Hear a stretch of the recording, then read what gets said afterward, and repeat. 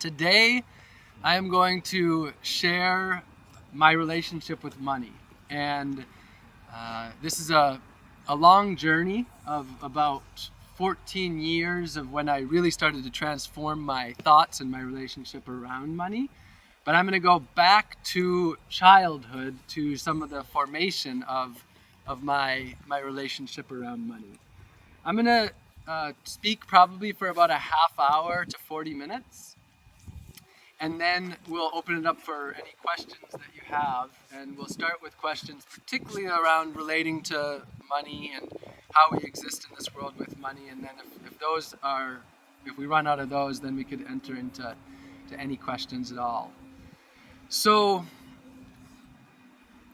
I guess I'll start by saying at this moment, right here in Griffith Park in Los Angeles, I have not a penny to my name. I have literally not a penny, not a dime, not a nickel, not a quarter, not a dollar. I have no bank account, no credit cards, no Venmo or PayPal or Zelle, no Bitcoin or any cryptocurrencies, no life savings or retirement fund, no health insurance. Literally, I've even gone as far as anybody who would have potentially had me in their will said, please remove me from your will. I have, to the best of my ability, not a single penny to my name. Rewind to about 14 years ago, I had just arrived in Southern California. I had just moved to San Diego, California, and my goal was to be a millionaire by the time I was 30. Obviously, something changed to be where I am today. I was running a marketing company. At the peak of that marketing company, there was about 20 people working for the company as independent contractors. And at the age of 25, I was on track to become a millionaire by making six figures in a year. And everything was going according to plan, really. I was happy, healthy, financially successful, had love, had friendships, was traveling the world. And things changed drastically. Before I share what changed drastically, I want to go back to the sort of beginning, to my childhood, because that gives a very important foundation to my relationship, the way I've related with money. So I grew up in a small town of 8,620 people called Ashland in northern Wisconsin on Lake Superior. And I was born to my mother and my dad, and we grew up very low income. So my mom ended up being a single mother of 4 children from 3 different dads. And she made about $15,000 a year or so. And I think one of the 3 dads paid child support. I remember Welfare Santa coming and delivering our presents for Christmas, and we got a lot of support from the government. We got about $550 a month in food stamps. I remember being so ashamed to be getting food stamps. This was back when you got actual pieces of paper that looked like money. So when you were checking out, it was obvious that you had food stamps. And so my childhood was one of, we were very low income, but we had an aunt who supported us, my mom's dad, my grandpa supported us, and the US government supported us as well as the community. So I basically had everything that I needed as a kid and more.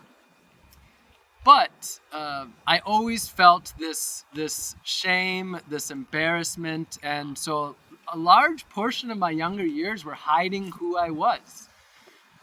I happened to have friends that had wealthy parents, and I would go to their house and I was constantly comparing, me to them. And what I really wanted to be was normal.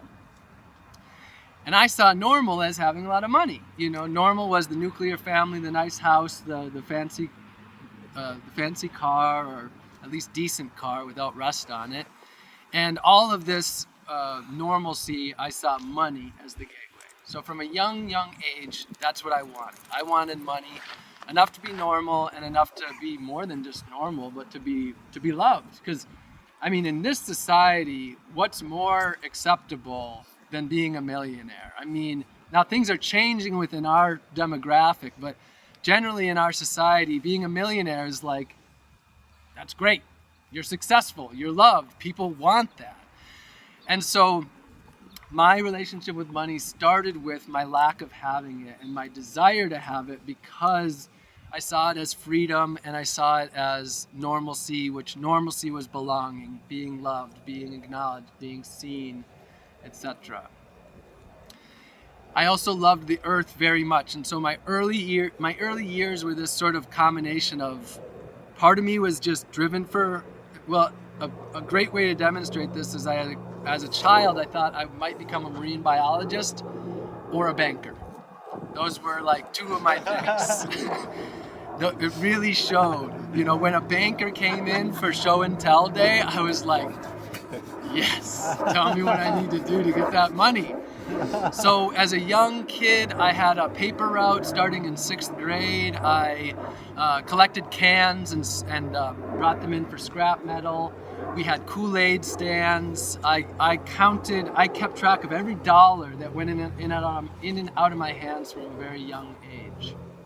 And so I went to university for biology with aquatic science as a concentration. And during that time, I went to a meeting for this internship of selling books door to door.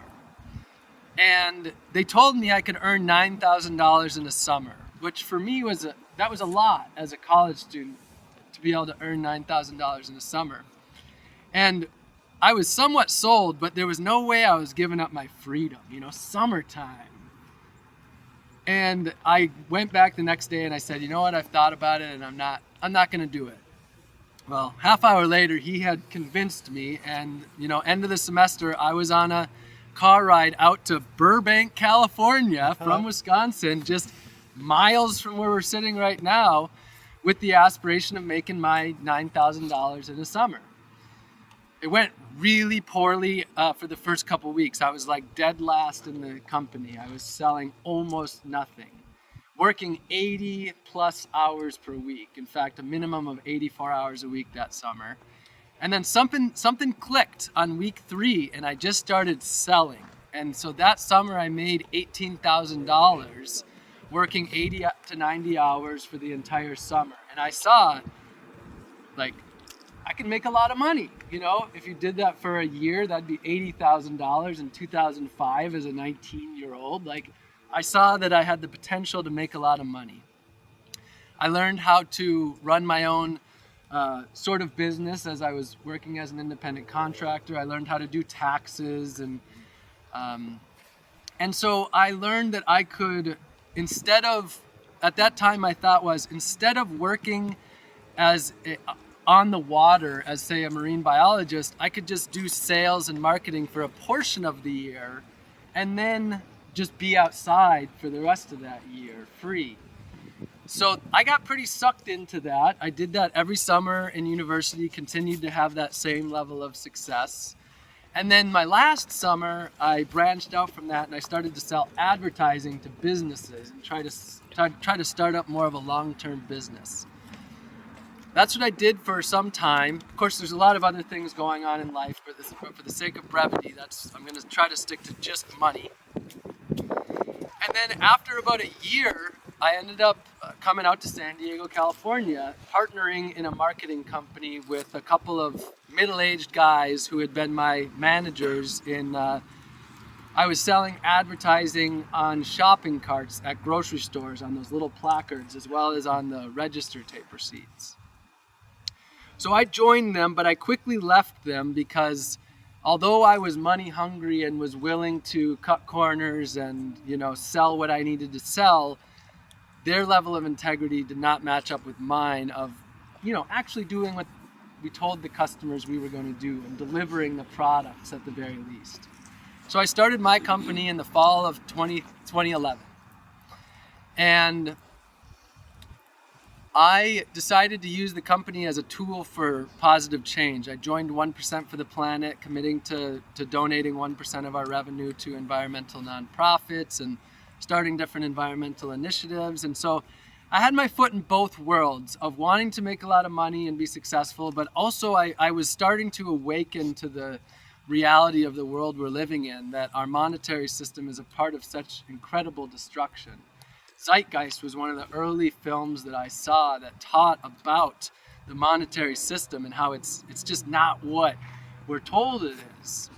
What I learned is that with every dollar that I was spending, I was a part of systems of destruction. With every time I was swiping my credit card, there was exploitation and extraction taking place. With every investment that I had, I was involved in all sorts of things that were not in alignment with my belief system. So I was realizing that even if I was going to be making money and using it as a positive tool, I was going to be tied into these systems that I realized were not in alignment with my belief system. So I realized behind every transaction there was human suffering. There was destruction of our ecosystems in our natural world.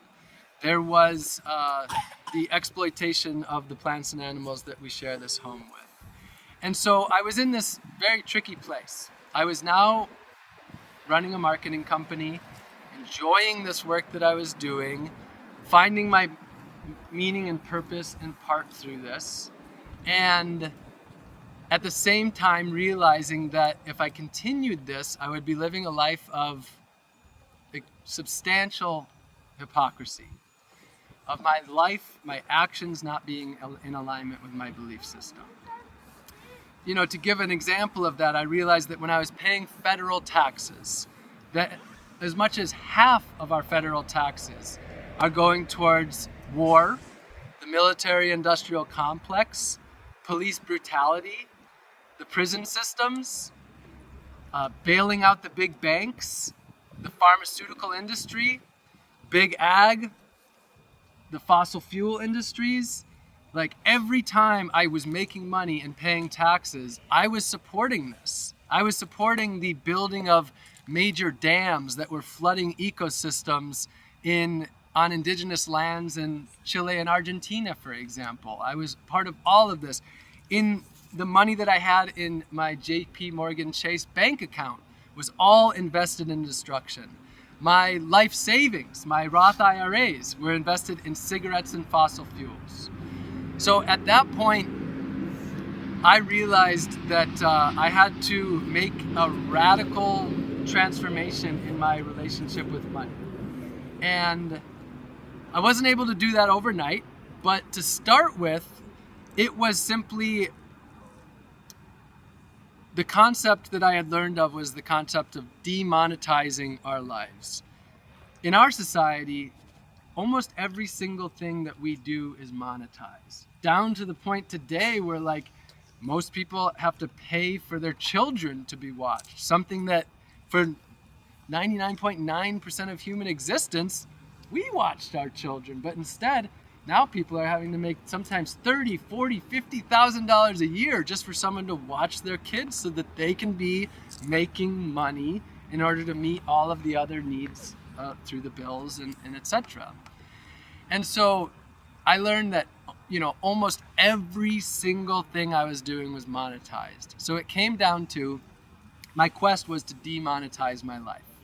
Figure out how I could actually meet all of my needs without money, through having relationships with the earth, through having relationships with my community of people, and through having relationships with the plants and animals that we share this home with. So that came down to learning skills, growing food, foraging, how to fix things, riding my bike rather than driving the car,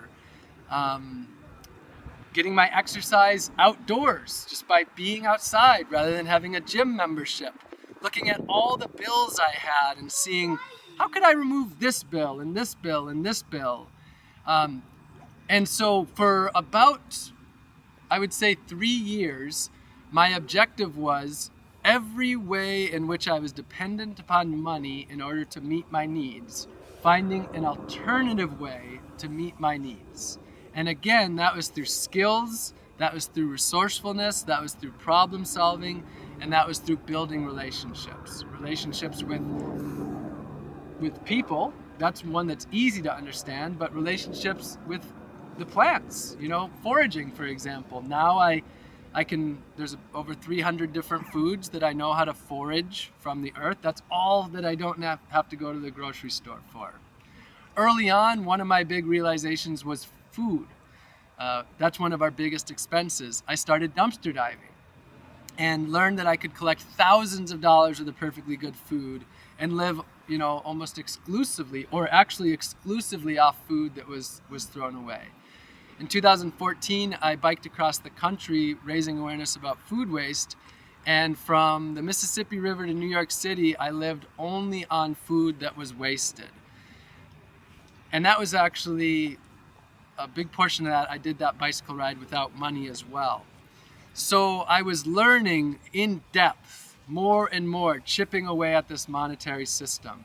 At that time, I also started to do moneyless adventures. The idea being, the first adventure is I landed in Cabo, Mexico with no money, with just the clothes on my back and my iPhone on airplane mode, and I had to make it back without money. If you're looking for an opportunity to force yourself to practice the non-monetary way of being, that was it. I had no choice. I had to figure out how to live without money.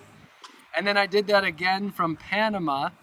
I landed in Panama, this time with just the clothes on my back and no phone either. And it took me 37 days to get back from there. And part of it was to show that people are good, that unlike the mainstream media shows that there's this belief that our neighbors to the south are bad people and that we need to fear. No, the reality is most people are good. But the other aspect is this forced me to test my philosophy of living without money through relationships and through problem solving and through skills. So in my early years, that's a lot of what I was doing, these adventures and these deep immersions. In 2016, I moved into a tiny house. And when I did that, it was a 50 square foot tiny house that I bought for $950 on Craigslist. When I did that, I moved out of my apartment, which meant canceling all of my bills, all of the utilities, and getting my life down to just one bill, which was my cell phone. I believe I still had my cell phone at that time. And so, let's see. I have some notes here. So at that time, I also mentioned I canceled all of my credit cards. Early on, one of the things I did is I took my money out of the big banks and switched to a local credit union. At that time, in 2015, I wrote, 2015 was my first year of making no money. And this is what I wrote for my budget. $0 rent, $0 utilities, $0 cell phone, $0 debt bills, $0 car. I had already gotten rid of that in 2012. $0 in taxes, $0 in retirement savings, $0 in renter's insurance, $0 in gym membership, a little bit in alcohol and drugs at that time. It wasn't zero, but it was close. $0 in children. I had had a vasectomy in 2012. $0 in pets, $0 in mortgage. My expenses were about $3,600 in food per year, $200 dentist yearly checkup, some personal travel, and small expenses like bike maintenance, car share program, clothing, personal hygiene items, laundry, medical expenses, growing food for others, giving water? That must be a typo. Yeah. Water, giving water efficient faucets and energy efficient bulbs to friends to lower their resource consumption. So in 2015, I had really cut things back majorly.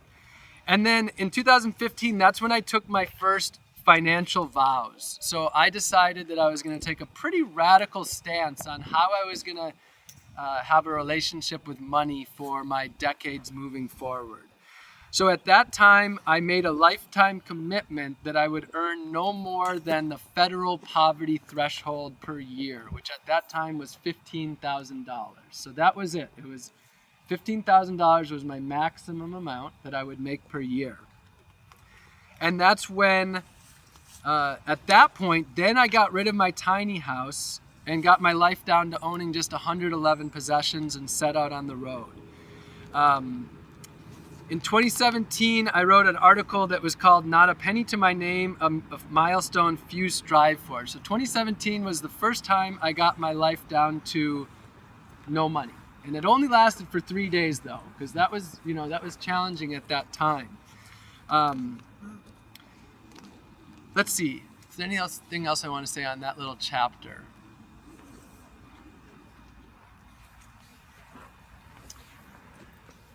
So there's definitely a couple things that I'm missing, but I want to keep moving forward. I mentioned that I started to, there is one other aspect, dissolving the company. I mentioned that there was a company in 2014 or 2015, I dissolved the company and switched over to running a nonprofit. I'm going to give a little bit of what was going on there. As the company was dissolving, I actually had invested in some medical marijuana. That was part of where I was on track to become a millionaire. And as I was opting out, the money was really opting in to my life. I was biking across the country in 2014, and I had, around that time, when you saw the teeny greeny, the little tiny house that I lived in, I had over $100,000 in gold and silver coins and $100 bills buried underneath that tiny house in the backyard that I was staying in. I was opting out of the monetary system, but I was still using it. It was a very interesting time. Also, if you watch my Truth series, I finally publicly shared that the Securities and Exchange Commission was after me during that time, the SEC, because of some of my financial investments in medical marijuana. So it was an interesting time of, breaking free from the monetary system, yet money coming in, wanting to use money as a tool for change, also wanting to opt myself fully out of the monetary system. And all of that being an ebb and flow, because this was only 4 years after I had woken up to the truth of the monetary system. This stuff takes time, To opt out of the monetary system is not something that's very easy to do in a day, a week, a month, or for most of us, even a decade, because of how deeply entrapped we are in it. So, basically, before I began traveling and I got rid of my tiny house, I had used a lot of that money over the years in my environmental activism campaigns, donated it to nonprofits, and used it for different, mostly as positive, tools for positive change. And then in 2014 was the last time I have filed federal income taxes. And 2015 is when I made a lifetime commitment to never paying federal taxes again. So that's a movement that started largely in the Vietnam area, being, a federal tax resistor. The way that that's fully legal is by earning less than the federal poverty threshold. As long as you're earning less than the federal poverty threshold, you don't need to pay, you're not required to pay, you don't earn any federal taxes. So it's completely legal. I'm not breaking any law by not paying the federal income taxes. But again, what I'm not paying into is police brutality, the military-industrial complex, war, and the many things that I mentioned earlier. The other lifetime vow that I made at that time, it wasn't that I didn't want to contribute. I was dedicated to contributing. So what I vowed to was that I would donate 100% of my media income to nonprofits that were doing the work for the people. So by doing that, I created my own tax system. I was opting out of this tax system of corruption and destruction, opting into a voluntary tax system that actually truly serves the earth and the people. So around that time, I had my first TV show with Discovery Channel, and in the contract, which I would have been paid $30,000 for, instead, it had a list of, I think, 10 nonprofits, and Discovery Channel donated the what ended up being $26,000 after the entertainment lawyer, which was, what a goof to work with an entertainment lawyer.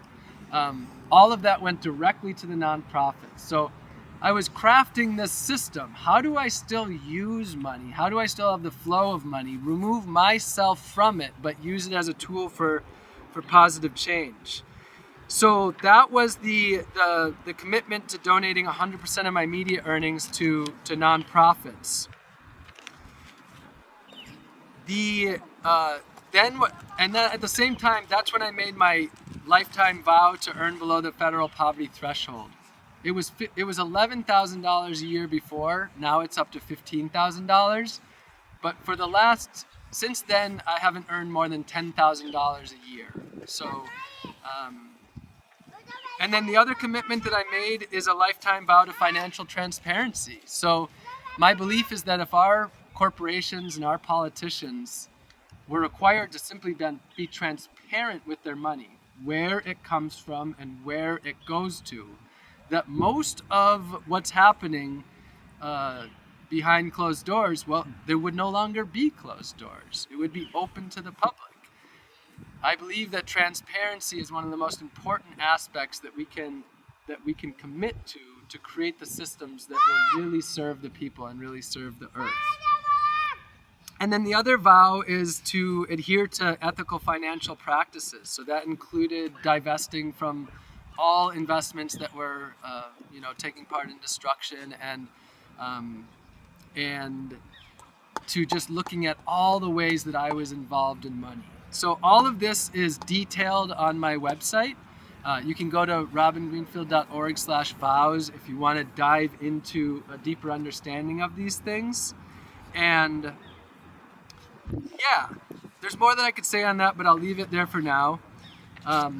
A next little chapter in the journey was in around 2013 when I settled into Orlando, Florida. I decided to see what was my credit score after all this, not having any credit cards or any really accounts. And my credit score was actually not zero at that time. It was actually non-existent. I no longer had a credit score as of around 2018. And that was a monumental moment to see that I had opted out enough that I was no longer in the credit score system.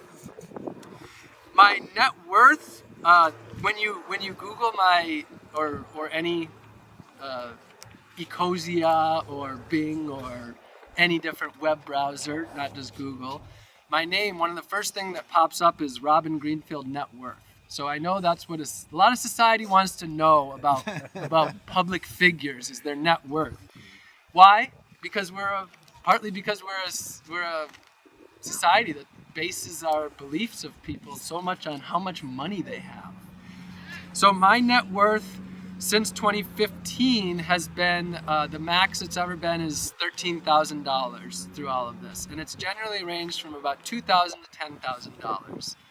My financial net worth has been about maximum of $7,000, and then my material possessions has been between a couple to $5,000. And as of now, my net worth is zero for the first time, and it's going to be that way for a while. A couple other things, my YouTube channel. A lot of people on the internet, you friends out there watching through the internet, I don't monetize my YouTube channel. That's been one of my stances against, monetizing our lives, monetizing our message, and the ability for corporations to be able to buy integrity and buy credibility. So I've never monetized my YouTube channel, and it's something that I plan to never do. And a lot of people say, well, if you monetize your YouTube channel, then you could do so much good with that money. It's not that much money, and I believe that my integrity is far more valuable than the money that they would give me. Now, I have had companies do paid social media collaborations as part of my commitment, where 100% of my media earnings are donated to nonprofits. It goes directly to nonprofits. But that's been an area where it's been challenging with integrity. to give you an example of that, a few years ago, I actually did a commercial for Acer laptops where I had the laptop. And it was a sustainable laptop. And in all reality, it was more sustainable than most laptops out there. But it was greenwashing. And they used me. I mean, I knew what I was doing, but they used me as saying, look at this environmental activist with our computer. And probably some people bought it because of that. I played a role in their greenwashing. Why? Not because I wanted to be on the commercial. I did my best to make sure nobody saw that commercial. I wasn't looking for fame. Not because I wanted money. I didn't get a penny from that. But because I was trying to use money as a tool for positive change. It was $32,000 for less than 2 days' work. And I had a team of people working with me at the time, living in a house, and I was... it was like an internship program where it was partly paid and then partly their living experiences or their living expenses. And we could plant a lot of trees and we could give a lot of seeds to people. But you know what? That company bought some of my integrity in that moment, and it wasn't worth the $32,000 now. I really don't think that it was. So as of late,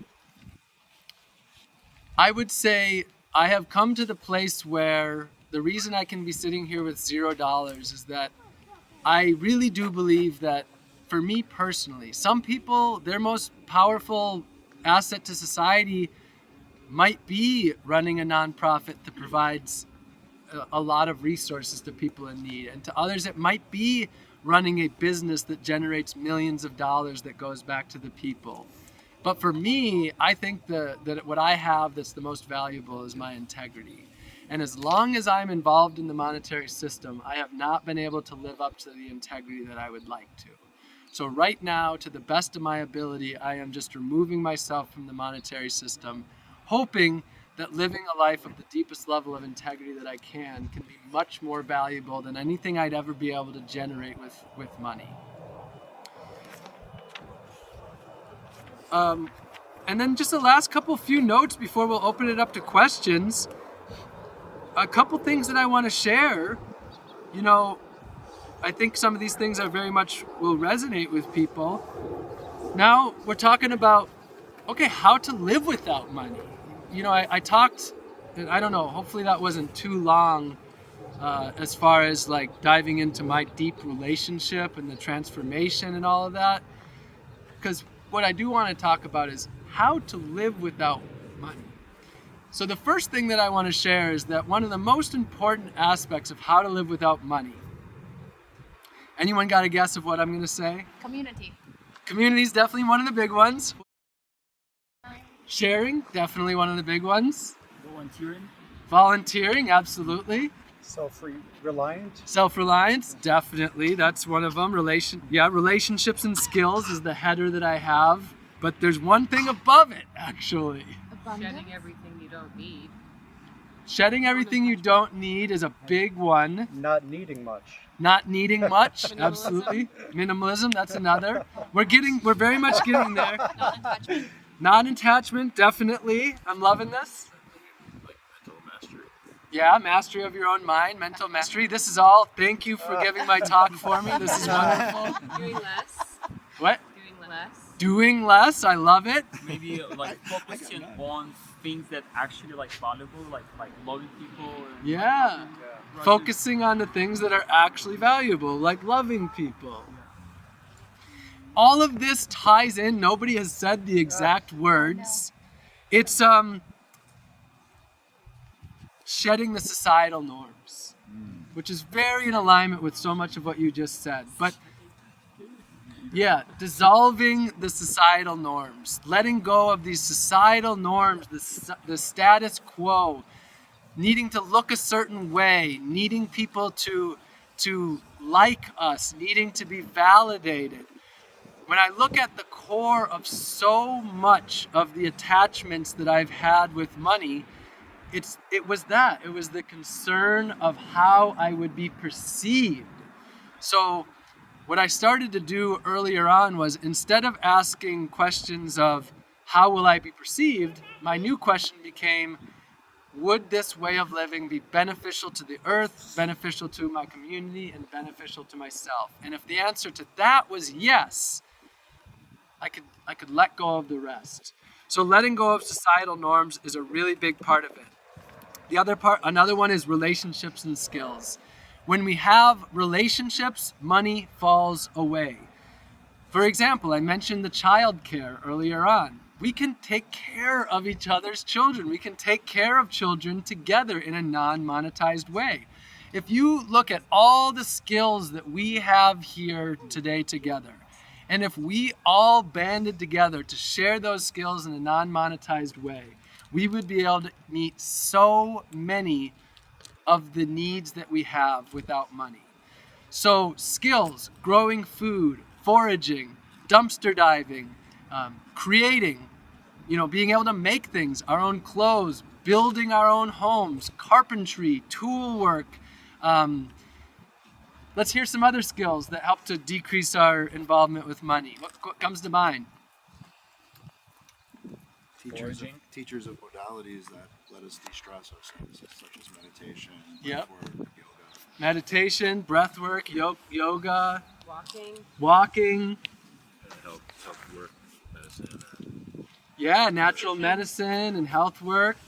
All can be done in a totally non-monetized way. Musicians. Riding a bike, yeah, music. Music doesn't have to cost a penny. Singing, our voices don't cost a penny. Games. What? Games. Yeah, playing games. Yeah, it doesn't have to cost any money to play any games. Dancing. We love doing that. Yeah. Nature. Here we are, under the sky, on the earth. Swimming, Yep. surfing. Swimming, surfing. Well, Yep. I guess you need a board, but you can You could body surf. borrow a board. Yep. Yep. Body surf. Yeah, body surf. Yep. So skills is a big part of it. So I'm actually gonna read some of these off. Gardening, foraging, cooking, food preservation, composting, bicycle maintenance, repair skills, carpentry, sewing and clothes making, rainwater harvesting, resourcefulness, critical thinking, problem solving, frugality, positive thinking, physical endurance, gratitude, mindfulness, and compassionate communication are some of the skills that aid in living a life with less money. I have created deep community around shared values, and together we help to meet one another's needs with less need for money. So, as far as community goes, one community that I highly recommend is called Earth Skills. How many of you have heard of Earth Skills gatherings? Nice. I'm so glad to introduce this to so many of you. It's a very Los Angeles thing to not have heard of Earth Skills. It's part of why I'm here in Los Angeles. Earth Skills are gatherings where you come together to learn the skills to live in harmony and to work with Earth, where people with deep skills, with deep practice, are able to teach these skills. Well, you said needing less. That's another way of living simply. So Gandhi said, live simply so that others may simply live. And I want to dive into that for just 1 minute. A lot of people don't quite understand the depth of that. When you realize that almost every action that we're taking is monetized, and every action that we're taking is tied deeply to industrialization and globalization, you realize the food that we're eating, the car we're driving, the gas we're pumping into the car, the stuff we're buying, the trash that we're creating, when we're not doing that in a simple manner, somebody is suffering for us. Whenever we buy into consumer convenience, the burden is being placed elsewhere. I like to put it in the concept of the theory or the rule that energy cannot be created nor destroyed. The same goes for consumer convenience. Wherever that consumer convenience is, it means someone else not only doesn't have convenience, they're paying for our convenience and they are suffering the burden. And so that's what Gandhi means when he says live simply so that others may simply live. We live in a way where our iPhones, people are literally jumping out of the factories to commit suicide because of the conditions that they're working, the suffering and the depression of working these long days in these really not ideal conditions to make this technology. That's a deep example of why living simply is so important. And as far as demonetizing your life, living simply is the key. So much of what you described, the sky above us, the ground below us, singing, being, communing with nature, communing with others, all of this is ways to live simply that fill us up, that don't take away. So many people think that as we let go, that we're actually going to have these holes inside of us. But the reality is true in my experience. We shed the extraneous. We shed the things that are no longer serving us so that we can create space for what really brings us joy and connection and value. This is what creates peace inside. This is what allows us to live in the present moment, to exist in a state of gratitude. And gratitude may be the most powerful tool that I know for demonetizing your life. Because once you are grateful, you have everything you need. Now, I want to give a little asterisk to that and not say that there's some privilege in that statement, that people who have so little and are just struggling to get the meal that they need for that day, it would be pretty hard to say that if they have gratitude, they'll have everything they need.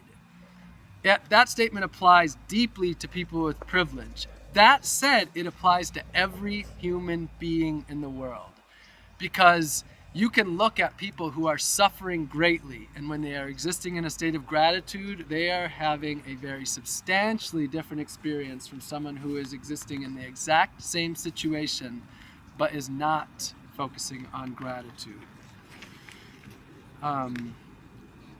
I could talk about my, nonprofit. I guess I'll just mention this in a little blip, and that is to say that in 2014, I founded a nonprofit called Happy, Healthy, and Free. I dissolved that after some years because I wanted to try to completely remove myself from the monetary system. In 2020, I started Regeneration, Equity, and Justice. I had touched on that a little bit with the team of people working with me in Asheville, North Carolina, and St. Pete. And just want to say that as far as my relationship of living without money, I have no money right now. The nonprofit does have a bank account. I don't have access to it, and it only has $5,000 in it. It's a very grassroots nonprofit, but it is one way in which a very important asterisk is needed, and that still exists, and I still, am involved in money. You can read about that online. The nonprofit, I have taken the nonprofit to a very interesting realm in transparency.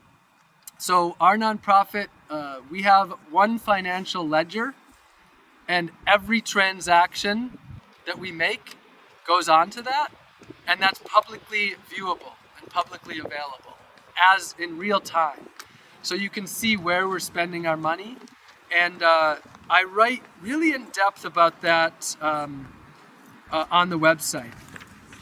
So last couple notes. That brings me to today, where I exist in this state without a penny to my name. It feels joyous. I'm 9 days in to not having a penny, and I do not think about money at all. It has been a non-existent thought. Why? Because of what I just shared, the building of community. Like, here we are. I've got the oranges that I need. I've got this water in front of me that people shared. I have my basic needs met because I have built relationships with the earth. I have built relationships with community. I have built relationships with the plants and animals. I have found a home inside of myself.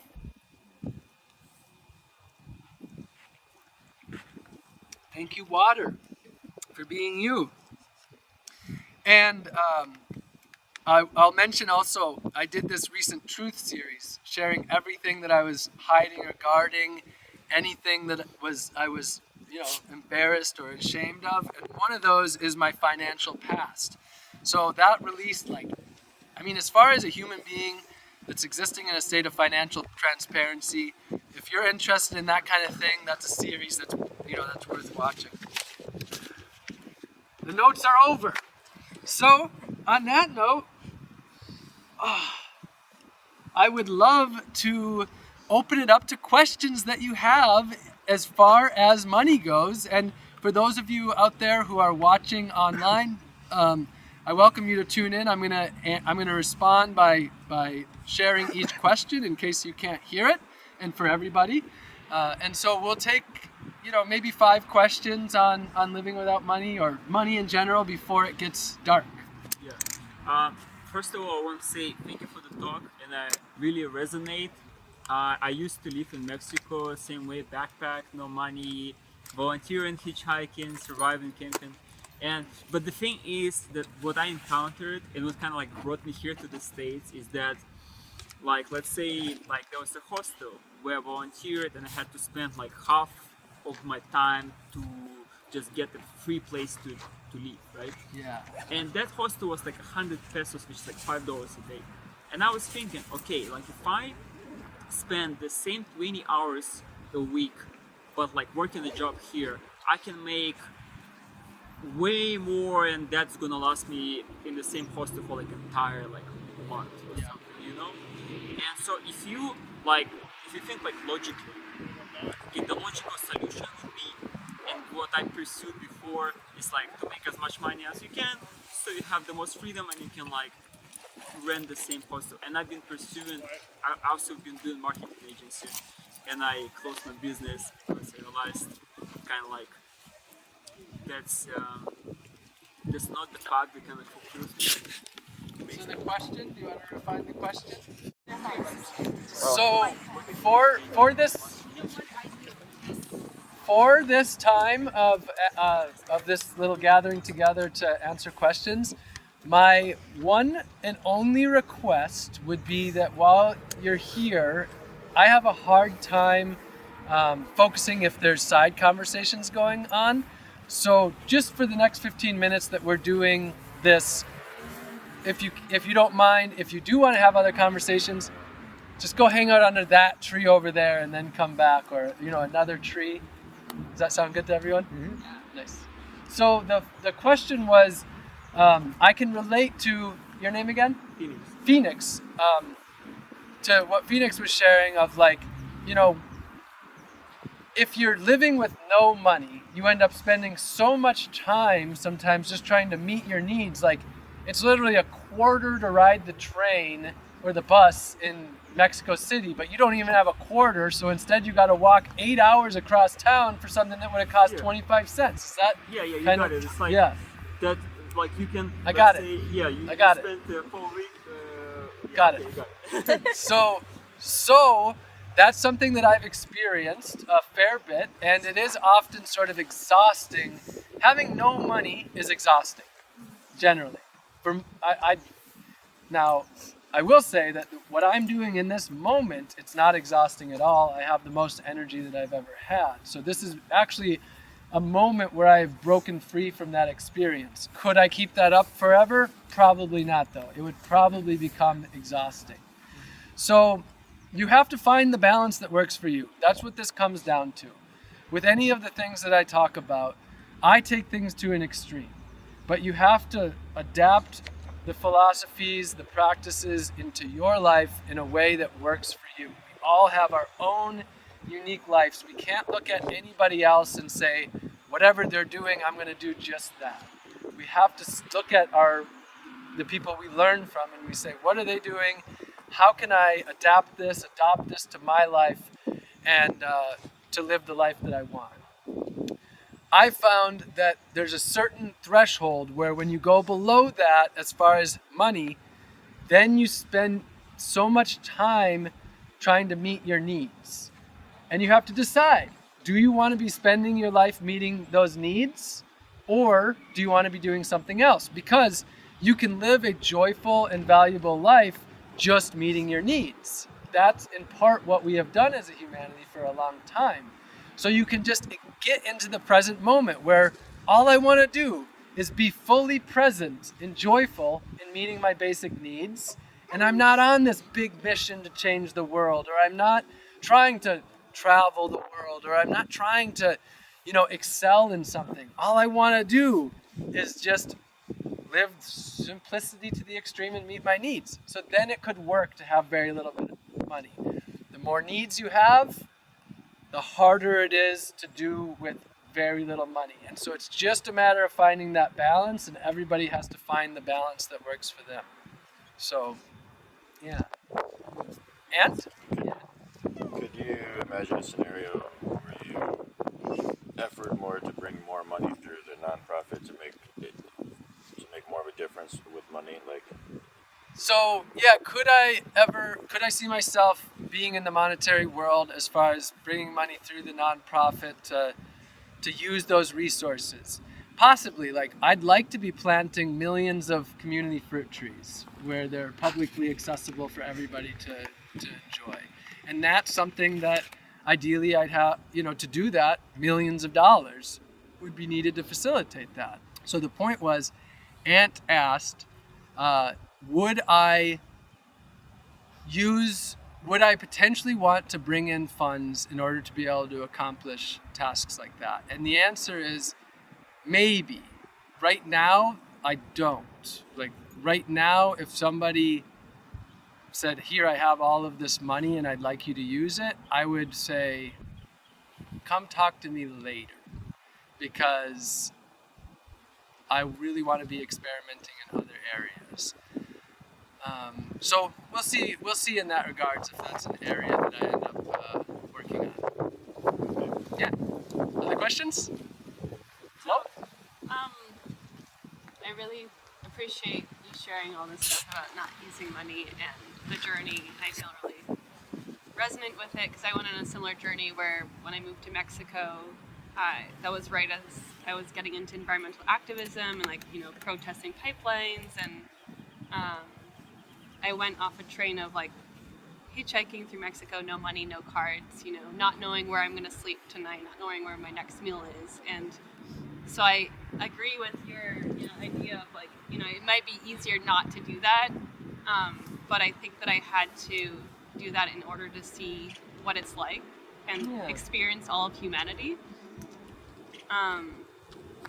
And at the time, I was really depressed and suicidal, so I think it was even worse at the time. So I wouldn't suggest for anyone to do that because I didn't really feel worthy at the time, so I didn't know how to navigate through that experience. But I think I did because my soul wanted to experience all of humanity.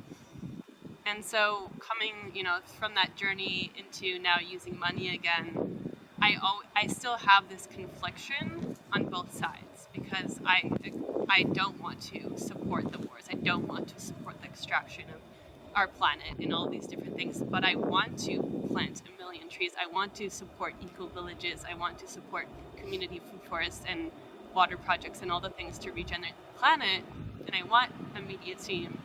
And so, yeah, I'm just wondering if you could share any advice on, how to navigate this shift. Particularly with how to be able to have usage of funds. Can you refine exactly what the question is? Letting go of this, even seeing you here, and I appreciate because just arriving at the same time as you also shifted my perspective of arriving in LA and actually letting go of attachments to where I am, to my physical location. But the confliction of, do I pursue that money route? And do I pursue getting as many resources as I can using the dollar or not? Yeah. I guess what's alive in me is that I don't know if I really have anything to contribute. It's just you have to decide for yourself which route you want to go. You can go either way. But I can't think of anything that's coming alive as far as suggestions in that realm or yeah. Would you consider going for yourself, to use money again, or is that something you've not? Cause yeah. And I'm sure I will. Yeah.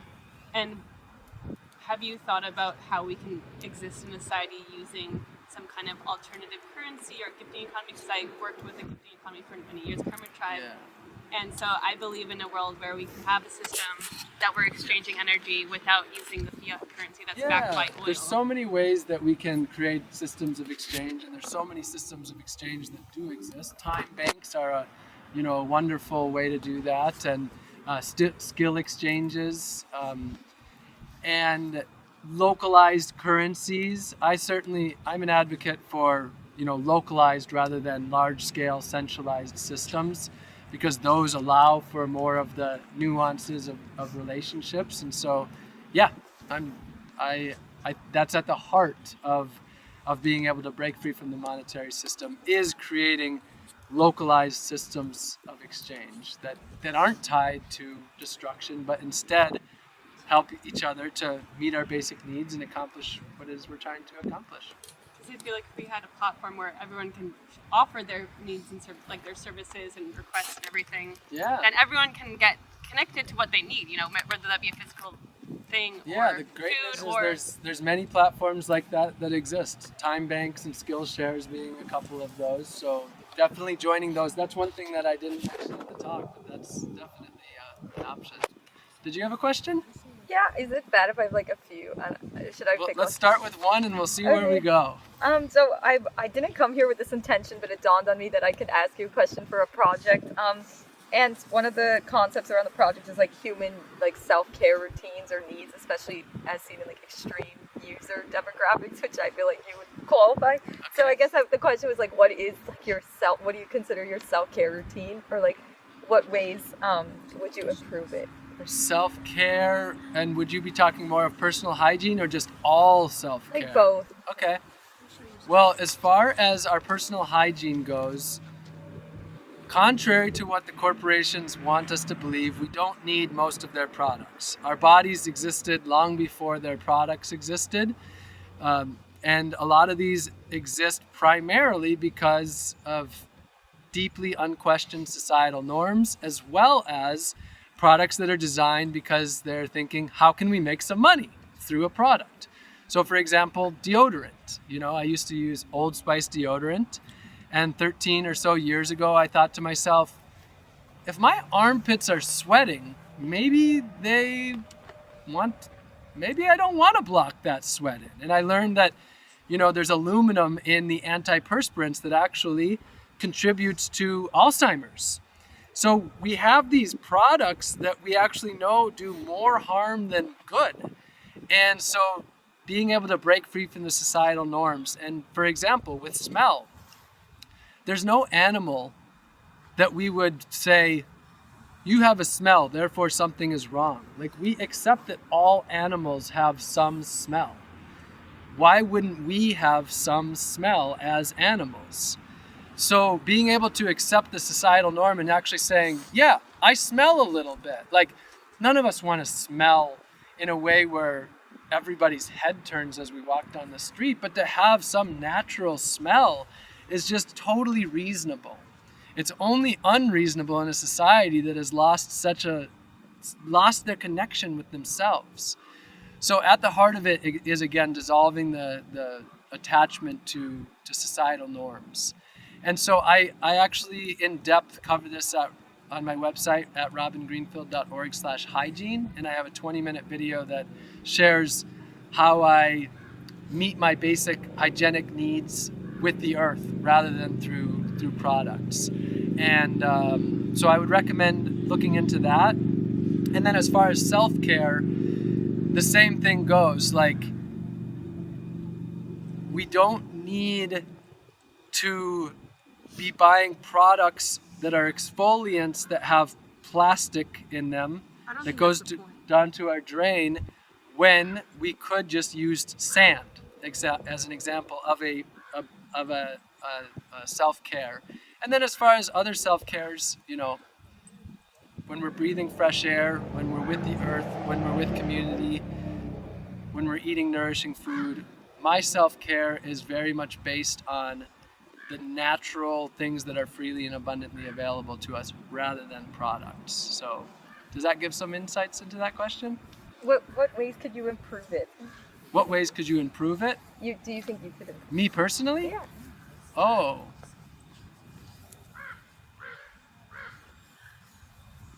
Nothing comes to mind at this immediate moment. There's a balance, like, but at this moment, nothing comes to mind. I will think about that. Thanks. Did you have a question? Yeah, I'm curious to know your experience doing this experiment, living without infrastructure, without like ownership of things. What has your experience been living in a world with mostly people who do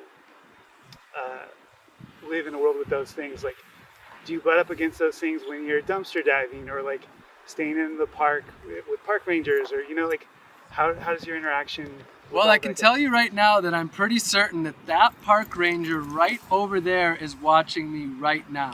And I can tell you that because I gave a talk 2 nights ago, and when everybody left, they drove right over to here and they followed me for an hour. Wow. It took me a while to be certain that they were following me, but after the 3rd time I moved, and after they followed me all the way to Franklin, which is a half mile out of the park, so I'm pretty sure that's so I'm definitely, running into some challenges of that aspect of society. I'll give the large disclaimer that I'm a person of incredible privilege and that I have no issue. Like, plenty of you would say, oh, you can come stay at my place for the night. Like, I don't have any real, concerns for my safety or security. My basic needs are met. But as far as operating in that's part of the idea of this experiment of having nothing, is to exist in a way where the people around me have the opportunity to question their own relationship with Earth and with each other. And it's a challenging one. It puts myself into a place where I definitely have less comforts than I have, at other times. And I couldn't keep this up forever. I'm not I'm not emotionally developed enough to be able to keep this up forever. It is taxing to live outside, as any person who lives outside would tell you. And so this experiment is for 3 months. It could go longer or not. So there's a time limit on it, which also helps the morale knowing that. But for the most part, over the last years, I've put in enough practice that I don't care that much what people are thinking about me. Like, when I'm eating out of the dumpster down on the Lassen's dumpster 2 miles from here, and people are walking past watching me, it's like, I don't care, I don't. And in fact, I take joy in being outside of those societal norms. So a big part of it for me is that I want to take the societal norms and so for example, dumpster diving. To a lot of people, there's only one reason why you would dumpster dive, and it's because you have no other option. I don't just want to neutralize it, I want to flip it and turn dumpster diving into something that you can actually take joy and meaning and have a community around and have real purpose in. And that's absolutely happened. Like, a lot of, to some people, dumpster diving, they look down at you. Other people hear dumpster diving, they're like, can I come? Like, I want to dumpster dive.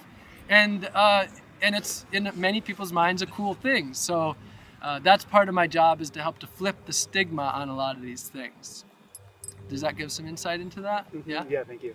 Okay, I see your eagerness. So, Rian? Thank you. I'm just about to leave, so I'll also say goodbye and thank you. My question would be, if you could speak right now to everyone in the country, everyone in America, what would you say to everybody? Nothing really different from what I've been saying for the last little while, but if I was to try to boil my message down more simply, it would just be to ask the question, like, are you living in a way where your actions are in alignment with your beliefs? Are you finding deep meaning and purpose in what you're doing? Are you really happy? And if the answer is no, are there things that you could do to move your life down the path that you want it to be? And, I guess the big part of it is do you want to be living in a way that causes destruction, or do you want to be living in a way that creates harmony? And if your answer is causing destruction, great, keep going. But if your answer is that you want to be living in a way that is harmonious, then let's go deeper together. Let's talk about ways that we can do that. Let's talk about ways that we can break free, not from a place of even duty or obligation, not from a place of guilt and shame, not from a place of have to or should, of right or wrong, good or bad, but from a place of really filling ourselves up with true meaning and purpose for the betterment of ourselves and our society. So spread the message, my friend. Thank you. I'll see you. Will I see you when I'm back in March, or will you be gone? I will be gone. Okay. I love you, my Thank you friend. so much. It See was you very again. Thank you. Yes. And, We'll do 2 more questions. Sarah? I was going, you already kind of touched on it, but I was going to ask, aside from the biography you shared at the beginning, which was more the logistical changes, I wanted to hear a little bit about the emotional and spiritual changes within you as you came closer to living in integrity. And I guess you could end your answer with like what it feels like this week now to reach this point. The emotional and spiritual experience of removing money from my life, would you say? Over the last decade. Sure. And this will be the last question that I'll answer for those on the internet, so Daniel can go home. Well, I do feel like this has kind of been wrapped into what I've been talking a little bit about. But I guess to put it simply, as far as the emotional and spiritual aspect of it, I could have continued living the life that I was living and had a lot of meaning and purpose. Like, I did have a lot of meaning and purpose and connection when I was living a life that was highly based on money. But what I realized is that I would always have somewhat of an emptiness in my soul. If I know that I'm living in a way that is destroying the possibility for others to live a full life and is preventing them from being able to meet their basic needs, then I am at I'm taking a spiritual sacrifice. I'm taking a hit to my soul. And there's just this sense of emptiness, which I'm sure all of us have experienced somewhere. It's just like this pit in our stomach, knowing that our actions are playing a role so much in the things that we don't support. And so, you know, I still have my hypocrisies. Like, I, of course, have not removed myself from all the forms of destruction. But to a large degree, there are substantially less actions that I take in a given day that result in the unnecessary harm and suffering of other people and of the plants and animals that we share this home with. I still have a journey and I still have much more work to do. But in the number of ways that I've removed, basically I put it simply, not being willing to meet my needs at the expense of others. I still am going to meet my needs to belong, to be acknowledged, to be seen, to be heard, to be understood for meaning and purpose in life. I'm just not going to do it at the burden of others to the best of my ability. And so the feeling that I get from that is that doom and gloom, that helplessness and hopelessness sort of fades away, dissolves, and instead it's much more of a lightness. It's much more of a wholeness and completeness. As I've embraced that, as Fred Rogers would say, Mr. Rogers, he would say, I like you just the way you are. And that's what I say to myself. I love myself just the way that I am. It's the last thing that corporations want, is for us to just love ourselves the way we are. Because then we don't need it. We don't need all their BS in it.